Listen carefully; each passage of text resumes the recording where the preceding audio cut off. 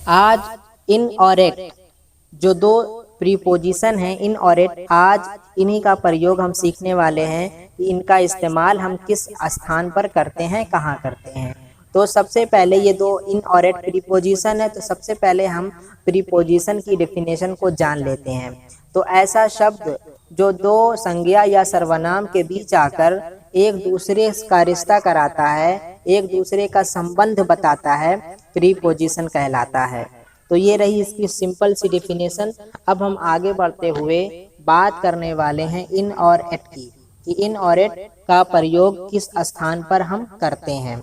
तो सबसे पहले देखिए, इनका इस्तेमाल देशों, बड़े शहरों, बड़े स्थानों के लिए, जबकि एट का प्रयोग छोटे शहरों, कस्बों, गांव तथा छोटे स्थानों के लिए किया जाता है। एक बार फिर, इनका इस्तेमाल देशों, बड़े शहरों, बड़े स्थानों के लिए किया जाता है, जबकि एट का प्रयोग छोटे शहरों, कस्बों, गांव तथा छोटे स्थानों के लिए किया जाता है। तो उम्मीद है बात समझ में आई होगी। अब हम समझ लेते हैं इसका उदाहरण, एग्जाम्पल हम इसका समझ लें कि इनका इस्तेमाल कहाँ करते हैं। तो सबसे पहले देखें सेंटेंस में, यू लिव इन अमेरिका, कि तुम, माने है इसका कि तुम अमेरिका में रहते हो। तो अमेरिका एक बड़ी जगह है, इसलिए हम मे की इंग्लिश इन लगाएंगे, यानी यू लिव इन अमेरिका, तो अमेरिका एक बड़ी जगह है, एक बड़ा मुल्क है, इसलिए यहाँ पर इनका इस्तेमाल करते हैं।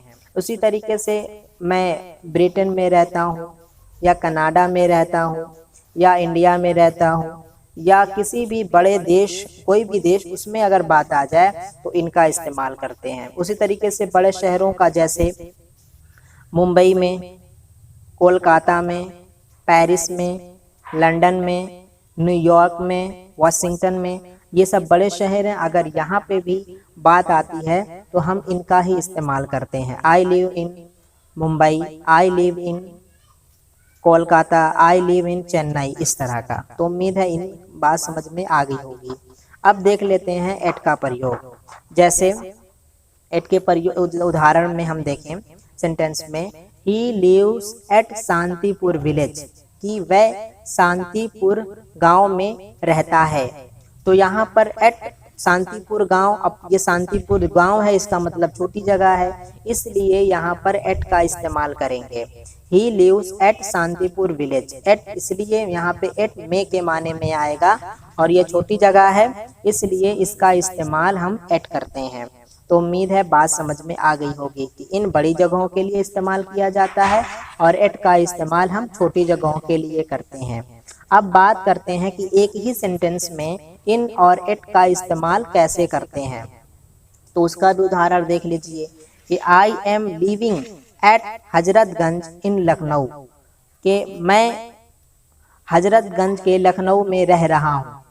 तो देखिए यहाँ पर एट का भी इस्तेमाल हुआ है और इनका, क्योंकि हजरतगंज में, तो हजरतगंज एक छोटी जगह है लखनऊ के मुकाबले, तो लखनऊ के लिए इनका इस्तेमाल करेंगे और हजरतगंज के लिए एट का इस्तेमाल करेंगे, कि मैं हजरतगंज